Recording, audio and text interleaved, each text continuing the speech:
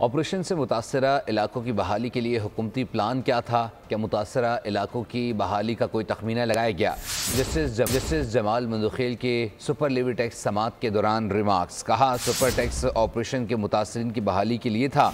हकीकत यह है कि दहशतगर्दी का हर रोज़ सामना करना पड़ता है। इसी समात से मुतालिक मज़ीद जान लेते नुमाइंदा बोल न्यूज़ जुल्करनैन अपडेट कीजिएगा। देखिए, सुपर टैक्स के मुतालिक आज केस हुआ जो जस्टिस समीरुद्दीन खान की सरबराही में 5 रुकनी आईनी बेंच ने जिसके ऊपर समाअत की और आज अदालत को जो दरखास्त गुजार कंपनीज हैं उनकी जानिब से उनके वकील मखदूम अली खान ने यह बताया कि 2015 में 1 साल के लिए सुपर टैक्स का नफाज किया गया था, जिसका मकसद ऑपरेशन ज़रबे अज़ब के बाद जो मुतासर इलाके थे उनकी बहाली का था।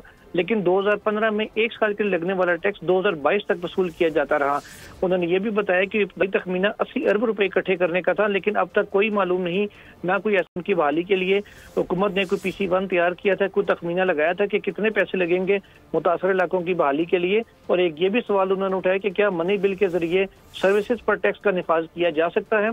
इस पर मखदूम अली खान ने कहा कि ये वो आमदन थी जिसके ऊपर कंपनीज पहले ही अपना टैक्स पे कर चुकी थी।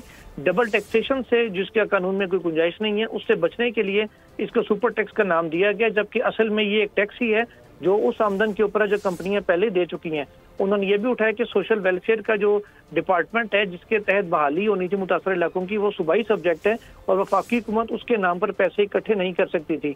अब अदालत ने मजीद समाअत को कल तक के लिए मुलतवी कर दिया है। बहुत शुक्रिया जुल्करनैन अपडेट करने के लिए। सब्सक्राइब करें और बेल दबाएं ताकि कोई खबर रह न जाए।